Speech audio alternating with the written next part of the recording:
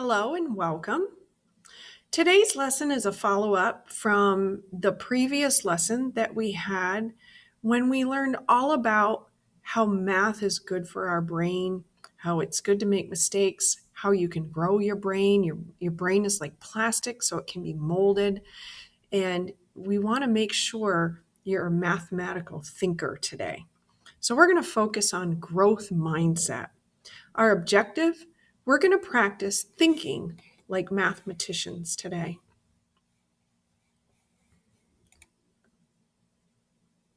Let me back up here. Just a reminder, homeroom, check in every day at 9:15, Monday through Friday. My algebra office hours, 11:50 to 12:50 p.m. And then on Wednesdays from 1:15 to 2 p.m. and Wednesday, remote students have to log in. Okay. Every Wednesday is when we meet with our remote only students, but the office hours are open to everyone. Here's what's due in week 2 lessons, just to kind of recap what I'm assigning this week. You should have done lesson A with me if you're a Monday, Tuesday, Thursday, Friday kiddo, and on your own if you're remote. We also have lesson B today, growth mindset. And you also have a cumulative review assigned every Wednesday. With that, I post a video and I go over every single question. You can also do the quizzes assignment as many times as you want until you get 100. My agenda today, I'm going to do my opening question. We're going to watch a video, how to learn math. We're going to be focusing on the positive classroom norms again. We'll have a math activity called Coin Problem today, and then I'll have you reflect before we leave.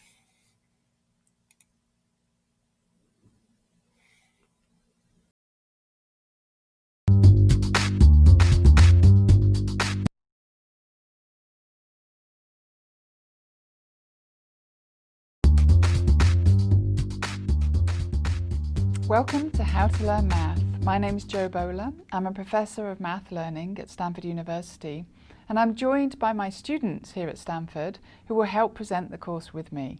Everyone is born with the innate ability to do well in math. Hey Nadine, I can learn anything I choose to. Yes, you can, and I can achieve at the highest levels of math if I want to. Yeah.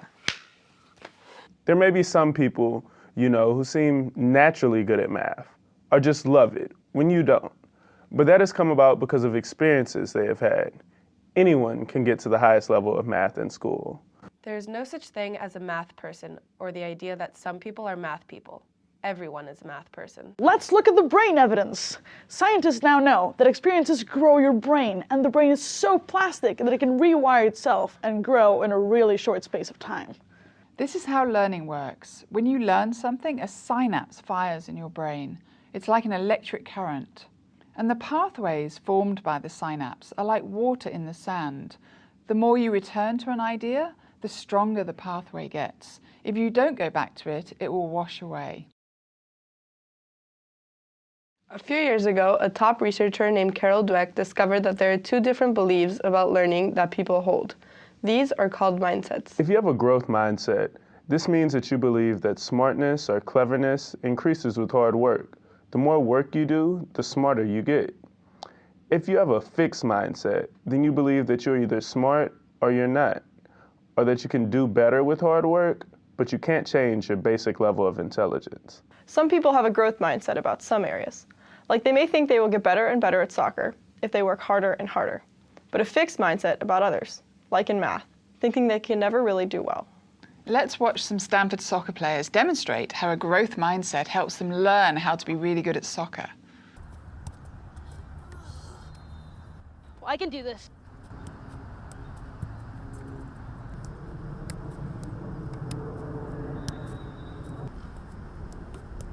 With a growth mindset, no matter how many mistakes they make, they keep going until they succeed. Finally got it.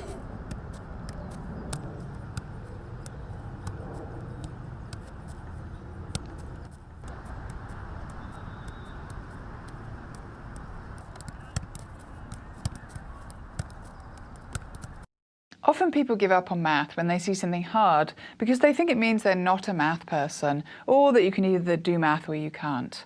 We now know that anyone can do well in math, and the harder you work, the smarter you get.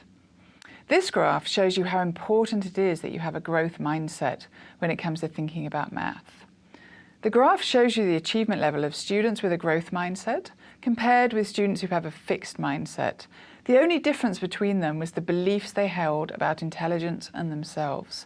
And you can see that the students with a growth mindset are on this positive, upward learning path that continues onwards and upwards. People with a growth mindset do better in school. The reason is, people with a growth mindset also engage in a set of really useful behaviors. They try harder and longer because they don't think that trying hard means they're not smart. When they make a mistake, they don't think it means they can't do math. They see it as a learning opportunity. It makes them determined to do better. They persist and don't give up when something's hard.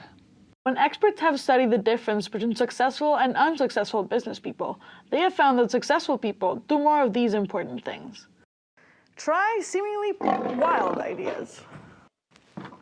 Feel comfortable being wrong. Are open to different experiences. Play with ideas without judging them. Keep going through difficulties. Are willing to go against traditional ideas. If you haven't taken a full course yet, there's still time. It is open through December 15th, and you can find it at ucoop.org.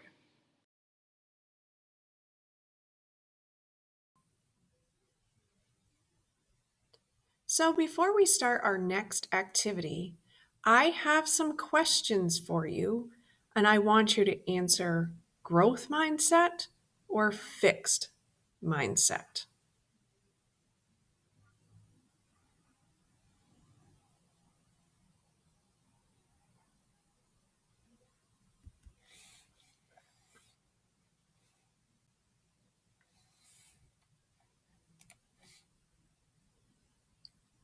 So this next activity is called Contemplate, then Calculate.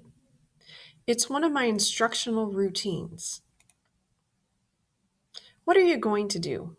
Practice looking for calculation shortcuts using what you know about the way numbers and operations work. Why? To think like mathematicians, to find calculation shortcuts using mathematical structure. Here's what we're going to do. I'm going to put up a slide, and I'm going to ask you to record what you notice. I'm only going to put the slide up for just a few seconds. We'll revisit it later in the presentation. Then I'm going to ask you to find a shortcut to solve the math problem. Then I'm going to ask you to share your strategy and reflect on that learning. Okay? So in a second, I'm going to show you a picture.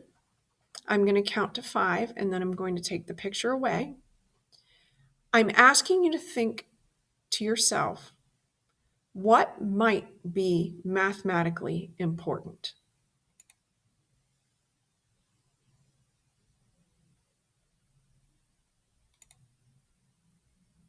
So right now, I'm going to have you record. What did you notice?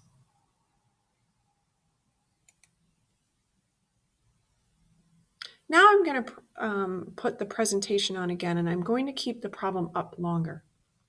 So what I want you to do is I want you to find a calculation shortcut, okay? You're going to find the total value of all the coins quickly in your head with the fewest calculations possible. Be prepared to explain why your strategy works. So here are the coins again. So I'm not asking you to count the coins. I'm asking you, can you find the total without counting?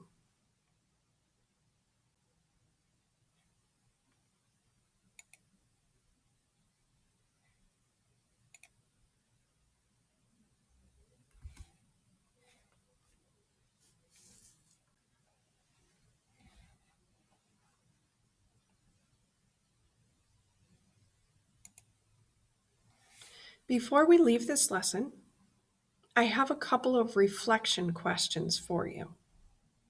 First one, I'm going to zoom in here. What is the difference between a growth and a fixed mindset? This all has to do with how we learn math. Next question. I have to actually zoom out this time. It's a little bit big. Hold on. There is a graph in the picture below. What do you notice about the difference between the grades of students who have a growth mindset and students who have a fixed mindset? What do you think, or excuse me, why do you think this difference exists? So this says math achievement in junior high school, that's middle school. And on the bottom, entering academic year, fall year 1, spring year 1, fall year 2, spring year 2. So it's 2 years. Okay. And then here's math grades. All right. So I want you to look at the graph. This green one is growth mindset, and this red one is fixed mindset.